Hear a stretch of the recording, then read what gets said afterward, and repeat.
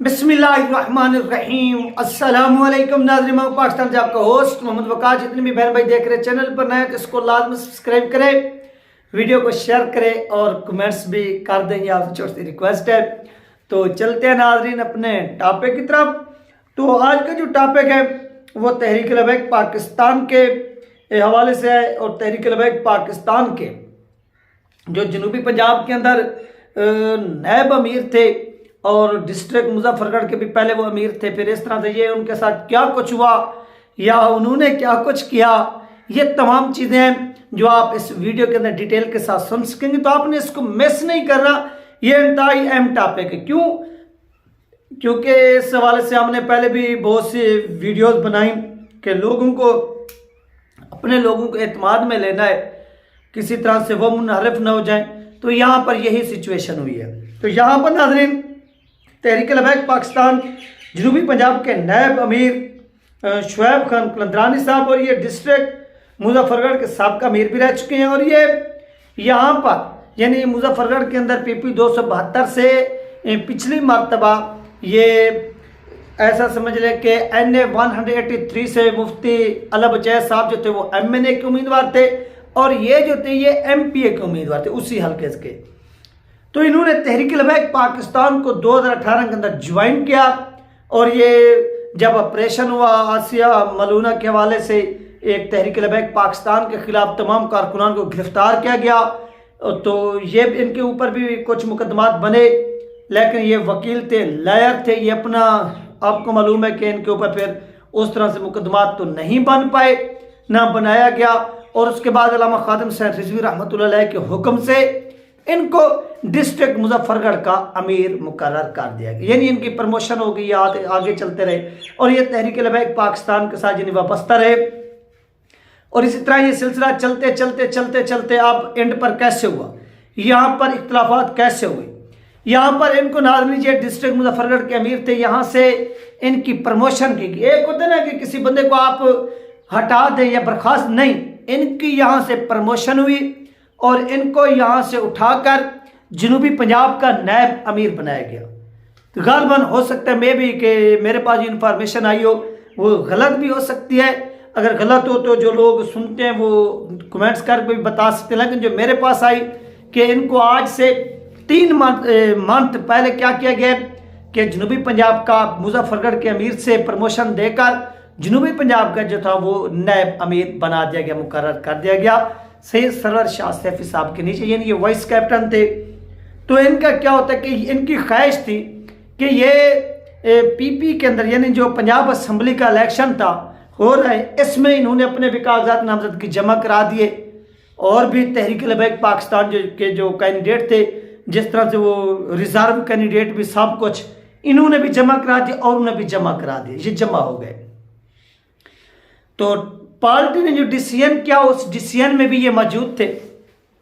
Decision ये हुआ कि यहाँ पर MPA का जो इलेक्शन है, यानी जो MPA का इलेक्शन लड़ने जा रहे हैं, वो मुफ्ती अला बचैस साहब ने कहा कि वो NA 180 से वो उधर भी MNA का इलेक्शन लड़ेंगे और इधर 2200 ये इस तरह की है PP जो है, यहाँ पर वो MPA का इलेक्शन लड़ेंगे।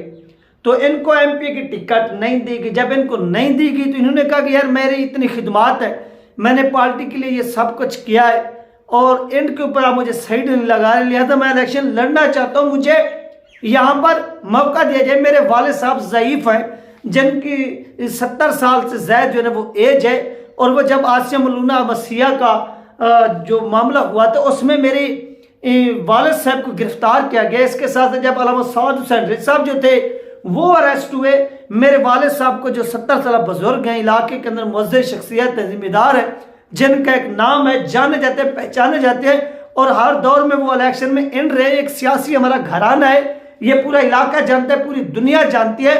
तो यहाँ पर मुझे इलेक्शन लड़ने दिया जाए और हमारी कुर्बानियों को देखा जाए। तो यहाँ पर अगर मुफ्ती साहब 2 हल्कों में लड़ रहे हैं तो उनको एक हल्के में आप स्टैंड करवाएं, एक में मुझे इलेक्शन लड़ने दें। तो इस पर क्या होता है कि आपस में वो फैसले यानी मैच नहीं करते, आपस में बात नहीं बनती। तो मुफ्ती साहब को MPA का टिकट जारी कर दिया जाता है और MNA का भी जारी कर दिया जाता है कि आप 2 हल्कों से लड़ें। तो वो वहां पर 2 हल्कों में लड़ना शुरू हो गए। इस पर अलग से बात करेंगे, क्या मुफ्ती साहब की पोजीशन क्या है, क्या मुफ्ती साहब जीत सकते हैं या नहीं, वो एक अलग टॉपिक, उसके ऊपर बाद में बात करेंगे। लेकिन इन्होंने अपनी कुर्बानियां वगैरह गिनवाई कि ये कुर्बानियां हैं, तो इन कुर्बानियों के बावजूद मुझे आप साइड लाइन ना करें। तो इसका नतीजा क्या निकला कि कुछ लोग शुरू ही से शोएब कलंदरानी साहब को साइड लाइन लगाना चाहते थे, तो वो आखिरकार अपने उस मिशन में कामयाब हो गए और शोएब कलंदरानी साहब आखिरकार तहरीक लबैक पाकिस्तान के नायब जो अमीर थे वो साइड लाइन हो गए और उन्होंने अब ये फैसला किया कि वो इलेक्शन लड़ेंगे। और यहाँ पर एक ग्रुप बनाया गया और उस ग्रुप के अंदर ये आज़ाद हैसियत में अब NA का NA 175 के अंदर ये इलेक्शन लड़ रहे हैं। इनका इंतखाबी निशान घड़ियाल है और इसके नीचे एक प्रोफेसर खादिम हुसैन गौरी साहब हैं, वो सुरानी है, वो भी इलेक्शन में हिस्सा ले रहे हैं और उनका इंतखाबी निशान भी घड़ियाल है। इस तरह से इन्होंने आपस में जो है ना वो एक मुश्तरका ग्रुप बनाया है। अब देखना यह है कि इसमें यह कितने हद तक कामयाब। अभी भी जमात के लिए टाइम है यार। सियासत में आप अपने लोगों को मना सकते हैं या आपके पास ऑप्शन होता है, आप उनको गले लगा सकते हैं, नाराजगियां होती रहती हैं। यह नहीं है कि सियासत में कोई चल नहीं, गद्दार भी कोई नहीं होता, गद्दार बनाए जाते हैं। जब किसी के साथ नाइंसाफी होती है तो वो जब उसके ऊपर बोलता है तो फिर उस बीच जो पार्टी के अंदर लोग होते हैं वो उसे गद्दार डिक्लेयर कर देते हैं, उसकी कुर्बानी को इग्नोर कर देते हैं। तो ये चीज नहीं होनी चाहिए, बल्कि यह चीज होनी चाहिए कि जो उन्होंने कुर्बानियां दी हैं उन कुर्बानियों को आप लोग तस्लीम करें। हाँ, वो अब भी आजाद हैसियत में अगर इलेक्शन लड़ रहे हैं, लड़ने जा रहे हैं, सब कुछ कर रहे हैं, तो अब भी उनको मनाया जा सकता है। क्यों? क्योंकि एक शख्स यार जो 5-6 साल अपनी पार्टी को देता है, नजरिए को देता है, अगर उसको आप टिकट नहीं देते, वो आजाद हैसियत से खड़ा हो गया है, तो उसे मनाने में देर नहीं लगनी। उसे मनाने में 5 मिनट का काम है, उसके पास जाएं और उसे कहें कि सर आप हम यानी आपस में हमारी बात नहीं बन पाई, आपको हम टिकट नहीं दे पाए, तो आप भी कुर्बानी दीजिए, कुर्बान कीजिए अपना ये सब कुछ और आप जो है ना वो हमारे हक में बैठ जाइए। इसका तरीका ये है कि उनको कहें कि सर आपकी खिदमत है, हम आपकी खिदमत को तस्लीम करते हैं। अगर हम आपको यहाँ पर MPA का या MNA का बतौर एक जमात के हम आपको टिकट जारी नहीं कर सके तो कोई बात नहीं है, आपकी कुर्बानी है। आपको हम नेक्स्ट जब बल्दियात का इलेक्शन होगा हम आपको डिस्ट्रिक्ट लेवल पर मेयर के ऊपर भी मुंतखब कर सकते हैं। इसके अलावा नेक्स्ट इसी इलेक्शन के बाद पार्लियामेंट के अंदर क्या होगा, सेनेट का इलेक्शन होगा, हम आपको सेनेट के इलेक्शन में भी मुंतखब कर सकते हैं। यानी आप अपने लोगों को मनाएं, आप लोगों को टूटने ना दें। अगर कोई चला भी चाहते हैं आजाद हैसियत से तो उसको मनाना चाहिए, ना कि उसके ऊपर गद्दार का लेबल लगाना चाहिए। वो गद्दार नहीं है, ठीक है। तो किसी को भी वैसे भी ओवरऑल किसी को गद्दार नहीं बोलना चाहिए, बल्कि उसको जाकर मनाना चाहिए। अभी भी टाइम है और वो तहरीक लबैक पाकिस्तान के हक में बैठ जाएंगे। ऐसी बात नहीं है कि वो नहीं बैठेंगे। हर बंदे का एक राइट है, एक आज़ादी है, वो आज़ादी के ऊपर इलेक्शन लड़ सकता है। अगर वो स्टैंड ले चुके हैं तो उनको कहेंगे भाई आप कुर्बानी दे चुके हैं, आपने कुर्बानी दी है, आपकी कुर्बानी का हम एहतराम करते हैं, लिहाजा मजीद आपकी कुर्बानी चाहिए। तो मैं गारंटी के साथ कहता हूं कि वो शख्स आज़ाद हैसियत में एंड पर उनको बिठा दीजिएगा।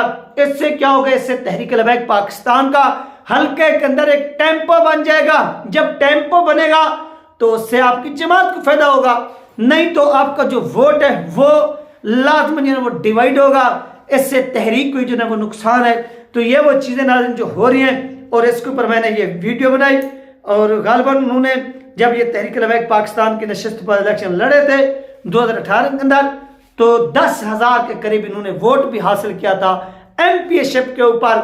और अब जो है ना वो उनके साथ जो कुछ हुआ है मैंने आपके साथ सीधी जबान में बयान कर दिया है। और वो आज़ाद हैसियत इलेक्शन लड़ रहे हैं, उनके वालिद साहब की कुर्बानियाँ, उनकी कुर्बानियाँ, ये तमाम चीज़ें थी जो आपके साथ क्या की गई हैं, शेयर की गई हैं। इस हवाले से जैसी मजीद अपडेट मिलेगी वो भी शेयर कर दी जाएगी। लेकिन जो उनकी खिदमत है, जो उनकी कुर्बानियाँ हैं, वो हमेशा याद रखी जाएंगी। बाकी हर किसी को एक आज़ादी है, वो जहाँ जाना चाहे, वो जिस पर इलेक्शन लड़ना चाहे वो लड़ सकते हैं, सब कुछ कर सकते हैं। ये थी नाज़रीन अहम तरीन अपडेट जो आप लोगों के साथ शेयर की गई है। अपना ख्याल रखिएगा और मुझे दुआ में याद रखिएगा। मिलते हैं नेक्स्ट वीडियो में। अल्लाह हाफ़िज़।